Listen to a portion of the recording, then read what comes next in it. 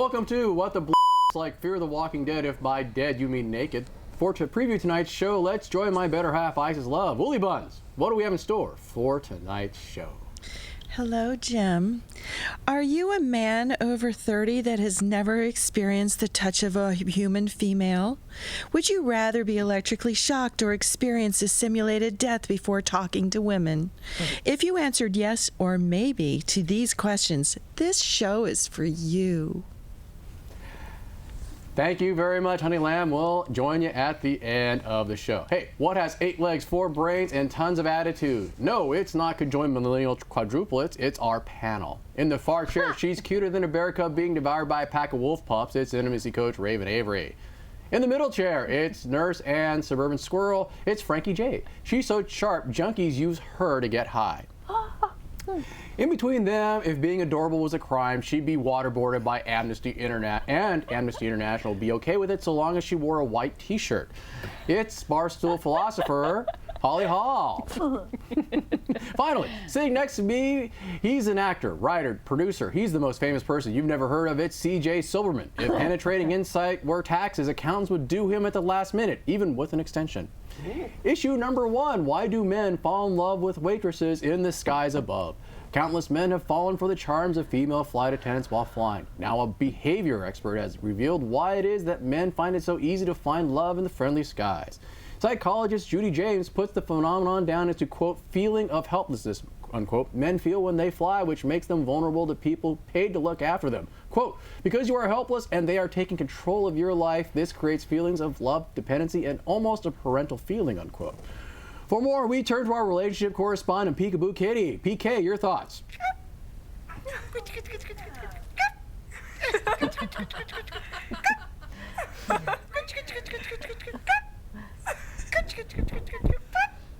Oh, you look like a little monkey. You know, we got to get better correspondents for this show. PK really didn't have very much this show. But, all right, Raven.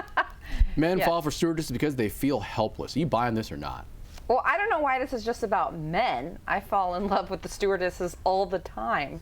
There is something seriously to being just trapped there in a seat, helpless, with one little bag of nuts. And then when these people, these live people come by, it's just, you can't help but to just, you know, study all of their form and body parts. Oh, okay, right? so you're falling in love with women that give you nuts. Absolutely, all the time. You're in love with women with nuts. In the air. In the air. She's got nuts too. Oh, well, there you go. Anyways, I didn't know that, but okay. Yeah, so let's, for men and women. Okay, so men and women. Yeah. And also when they tell you to turn off your electronic devices. That turns me on. Oh, that turns you on? Yeah. So, okay. It's like turn it off and it turns me on. So that's not unique to just stewardesses. That's unique to almost everybody in your life, right? Now that you think about boss, it. Yeah. Right. Your ex. Your ex before your ex. Yes, I'm actually good friends with all my exes. Okay, there you go. Yeah. So you're buying this. But then the reason why you're buying is because it happens in other contexts too. So is this a profound observation or is this a observation? This might just be a Raven thing. Okay, because you fall. Now that I think about it. So because you fall in love with women in uniforms and nuts. All the time. Okay. Yes. Right, there you go.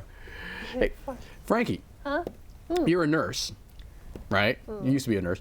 You would take care of people who were in the hospital who were incapacitated, and you would take control of their lives, similar to a stewardess, right? Yeah, I guess so. And you but would, I don't feed them nuts, especially if they're not supposed to have. But you would administer a bedpan to them, right? Absolutely. So you would have seen them naked. Did you have many patients fall in love with you? I don't think so because the hospitals don't allow patients to stay in, long enough for them to develop a relationship once they come to and start to get a full awareness. Well, wait a minute. An airplane flight is no longer than a day. Are you trying to tell me the stay in a hospital bed is shorter than that? Can be. Oh yeah. Well, there you go. Yeah, there you go. Exactly. Even with the bedpan treatment? Absolutely. But it's bedpan.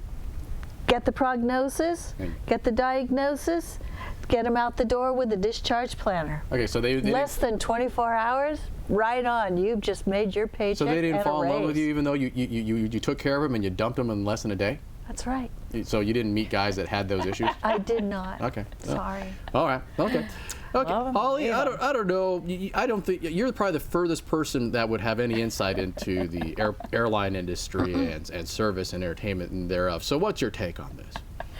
Well, you know, as Raven was talking about the ladies who fly the friendly skies, I was just thinking, you know, this, in theory, it would go both ways, but I really have never experienced the male version of this. Like, there's really, I guess it's maybe because most of the male flight attendants who have serviced me have been more interested in my strappy Manolos or my strappy Jimmy Choos, or, you know, inviting me to the back of the plane to jam out to Madonna. So you don't fall in love with gay men with nuts? Usually not. Hopefully they've got nuts. Okay. Hopefully Well, they've got nuts. Well, you never know, right? But yeah, I think it's not so much a female-male thing as it is like a fetishist thing, like you mentioned, with the shapely booty and the, you know, you can't help but look. I think it taps into this fembot sort of aesthetic. Okay. Yeah. Is it the fembot aesthetic? Isn't that your approach to Halloween costumes? Could be. That'd be a good one. That'd be a good one. Okay. All right. So Giving me ideas. Right? So you don't think it works the other? So your take is it doesn't work the other way around. Female passengers being attracted to male stewards. In my experience, it hasn't, but as I said, it's just due to the general demographics, I think, of the male flight attendants I've had. They're more likely to be your BFF than they are your... Exactly. But then with the general concept of being in a helpless situation, falling in love with someone who's taking care of you in that helpless situation, would that apply to women? Not just in the flight context. Yeah, let's say, I'm feeling you. I'm feeling you. I don't buy that whole mommy dearest, like, Oedipal, you know, Electra complex thing. And the article was mentioning something about when you're lying prone in the cradled position like a fetus. Oh, yeah. Yeah, I'm not really buying that. Okay, you're not lying buying it? the blanket over the cradled fetus. Yeah. Nah. Okay, you're not buying it. Okay. No. CJ, what's your take on this? You take care of students, right? I try. All right. So what's your take on this? Yeah, I don't know. I think the reason that we men are so attracted to the flight attendants, Right. they used to be called stewardesses, but Right. that's not politically correct, is because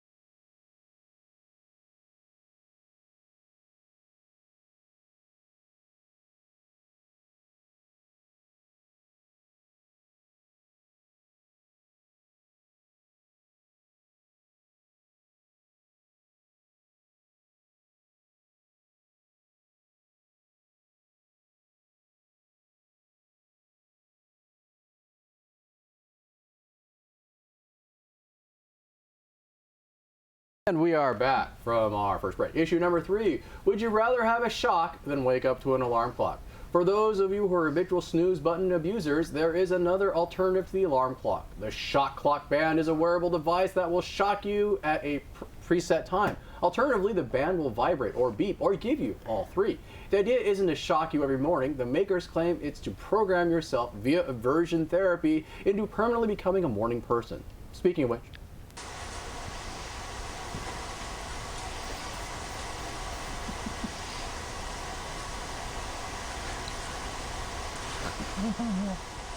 Nothing. I hope they can at least make the collar tight enough that they could put it around our little ferret friend here. Didn't really add anything to the commentary, but Frankie, shock band, wake you up. Great idea or bad idea? I don't know if you're a I morning guess for person. some people, they may need that to get that, what do they say? Oh, get the lizard brain programmed Right. so that you would wake up on your own. Mm-hmm. You know, that I don't know how successful that would be. Mm-hmm. You know, why wouldn't you revert back in 7 days or whatever? But I Shock wouldn't therapy. certainly want to be awakened by a shock. Okay. That but- would be horrible. Well, they'd be okay. So you wouldn't like it, but you think it would work? Yeah. Okay. I'd be awake 5 minutes before Okay. if I knew that thing was coming. If you knew it was coming, you'd Yeah. be waking up every 5 minutes going, is it there? Oh, Is this it there? Is it yeah, there? Is it oh, I there? have 3 seconds. All right. I would hate it. Hate it. Okay. So it might work, but you wouldn't like it. No. Okay. Kind of like your job, right? You Exactly. work. Okay. All right. Raven, what's your take on this? I think I'd rather be lightly spanked than shocked Okay. in the morning. Do that. You could do all right. Last night at the sex store, I saw a paddle with it was fuzzy Okay. on one side, and I was just thinking, I'd much rather be just lightly just spanked with that rather than shocked. Well, are you a heavy sleeper? I'm a moderate, Okay. Yeah. Would a light spanking wake you up? where it doesn't leave welts. Well, would a light spanking wake you up? Yes, absolutely. Are you sure? Yes. Because the impression I got was that certain things other harder things don't wake you up. Well, I don't know how you knew that, but did you read my blog? Is that Yeah, how? pretty much. Okay.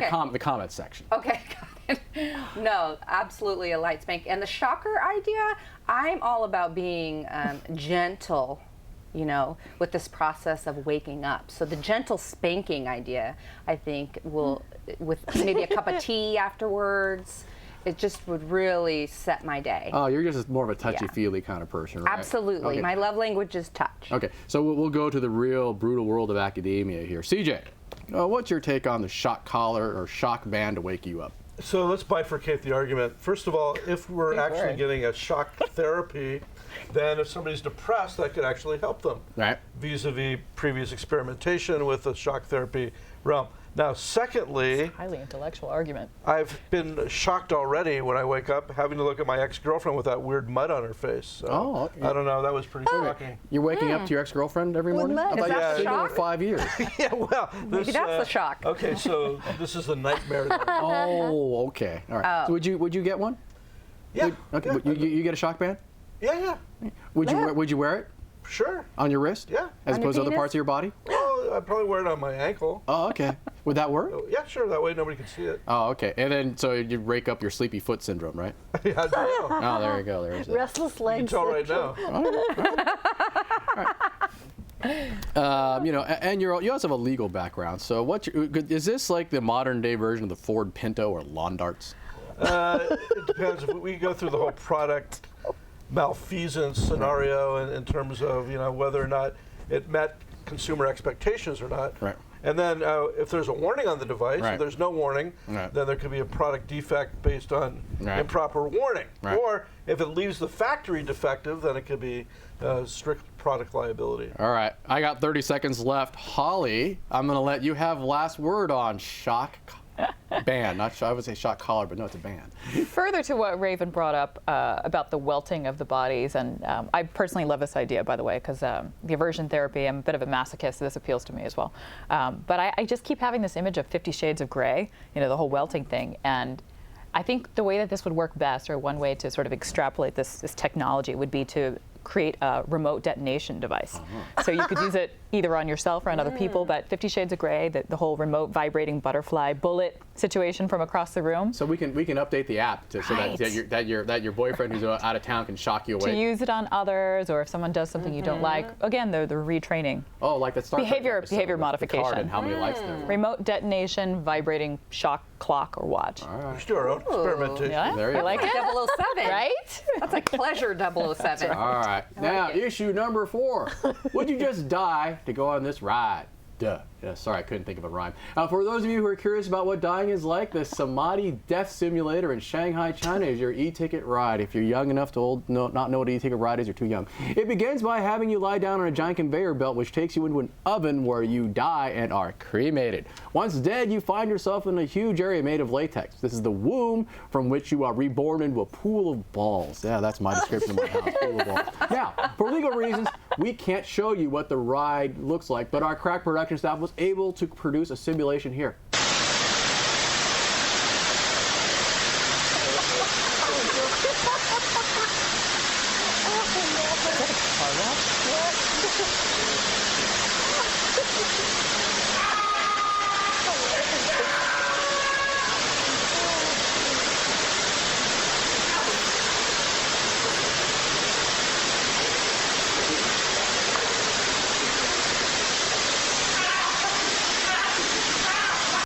See, that's why I don't have a segue, because washing it would be just a traumatic experience. Terrible. But, yeah, it's like Really? death, I guess.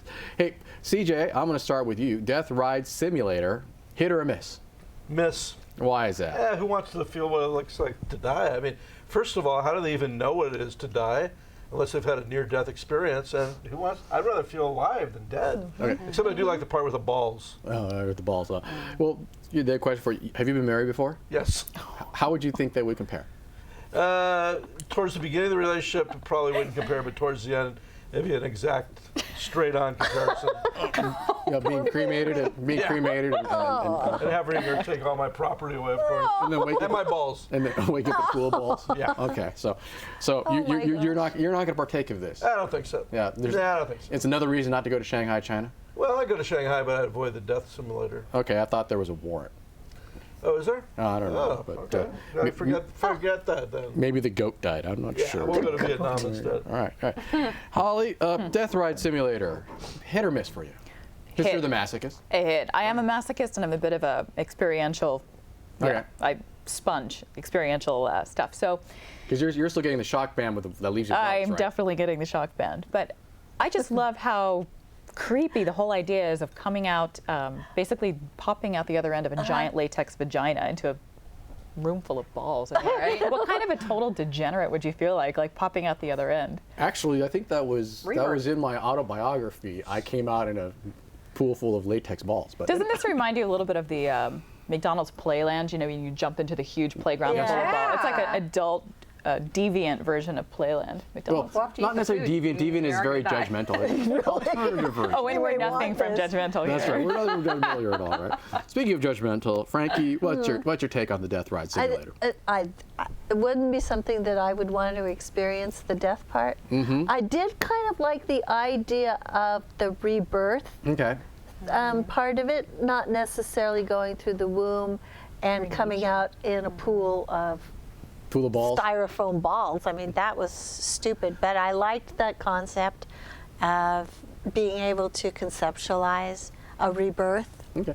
But would you be disappointed coming out of the reincarnation to come back as yourself with at the same age that you came in when you entered the ride? Hell no, I'm liking myself. Okay. All right. Do they even really touch the death topic? I mean, how do you experience the death part of it? I know the whole I assume it oven goes part, black at but- some point. Yeah, that's it? I don't know. I hope you don't really feel burning sensation. Maybe it's a guided meditation. There you go. But you don't actually die in a cremation oven. I mean, that's clearly Right. after, right? Right. So how are they covering the death part? Oh, They didn't they just kind of say. burn you and The just make it. article Yeah. was really vague.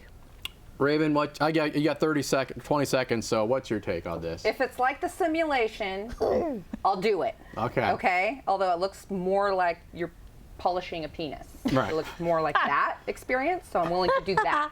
But the one described in the article, Right. I'm not willing to do. Well, the production crew, I think, still has about 8 hours left on the Segway rental, so we can set you up. We could go to the car wash. We go to the car wash. It's like right down the street here on Independence. I'm all for that. All right. Yeah. With that, on to our second break. And we are back from our second break. Hey, for those of you who want to send comments or drop us a line, our contact information is below via Twitter and email. So feel free to drop us a line, and eventually I'll read it or something like that. Anyways, we are at the final segment of the show. This is the fact-checking segment where we learn where we went wrong during the course of the show. And for that, we rejoin the light of my life, Isis Love, in our newsroom. Pookie Bear, how did we do tonight? Well, I am very, very impressed with your panel tonight, Jim. It's just brilliant, just brilliant. I do have one overall comment for CJ. Stop being so intellectual. Your sheep does not like it. Okay, so Jim, about those airline attendants, you know you cannot use the seat cushion as a replacement for me. Oh, I would never do that, baby. You know, I know, but it gets you're the only lonely. flotation device in my life. It gets lonely on the flights, I know. And Holly, you're correct. Only men become infantilized when belted and strapped into a tiny airplane seat. However, I'm sure that these professional women will still not change your duty diaper. Wait a minute, Pookie Bear. You say only men would feel infantilized, was strapped in and strapped down. Aren't you a big fan of 50 Shades of Grey? Yes, but you notice you're the only one who's ever strapped down. That's what you ask me for all the time. No, that's only for the shearing type of season. No, we got to harvest the wool, baby. All right, I'm going to move on to the robots. And this is where things get a little upsetting for me. Jim, Yes? you told me that stain on your pants was KFC, and now I find out it's motor oil from the robots. Oh, no, those robots are electronic, not mechanical. No, you lied. Oh, well, it's no convincing her. The robots are electronic. They're not mechanical. Therapy's coming. No, that was the motorcycle. Oh, Sprung a leak. sure. Oh, sorry, Pookie. I'll show you the footage. I'll show you the footage. Oh, I'm sure. Really? You'll She show me has the trust footage? issues. She has trust issues. All right. I think I can deal with that. Okay. Okay, and maybe we could take a little turn on that shot clock. Maybe we could use that to get the magic back between us. Oh, I have an idea where we could put it. Where would you like to put it? Well, it depends on what the band size is. Hopefully, it's not too big. Oh, for you're you. making a girth comment. Oh, Yeah. okay. Yes, exactly. Again, 50 Shades of Grey and strapped in. All right, well, I guess. And Raven, I want you to just know that spanking is not the answer for anything. I'm sorry, you're just going to have to talk it out.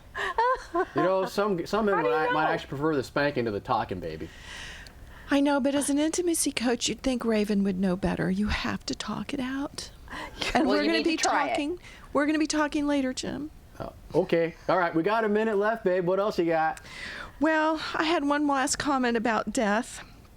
I do hope you can find Le Petit Mort in the cremation tunnel that you couldn't find with me. I don't know if I can recover from this or not. Oh, don't worry. I'm still here, babe. Don't worry. You'll be burying me. Trust me. You'll be outlive what? me. You'll outlive me. Well, I don't know. I noticed my tail is deteriorating just a little bit. Oh, don't worry, babe. That'll blow right back She's up. sagging a little bit. That'll blow right back up. Oh, I'm not sure. I think there's a leak. Oh. Don't worry. We'll get you the best. We'll get you the best healthcare and or plastic surgeon, as Latex. the case may be. Latex, pretty much, right? Yes. Don't worry, babe. You will definitely be the one that's burying me. Okay, well, I hope you leave me something in your will, something nice, vibrating. Mutton. Mutton. Just kidding, babe. Just kidding. Just a bad pun. All right, we're out of time. Thank you very much, babe. Thank you very much to the panel. Thank you very much for watching. Later. That was great.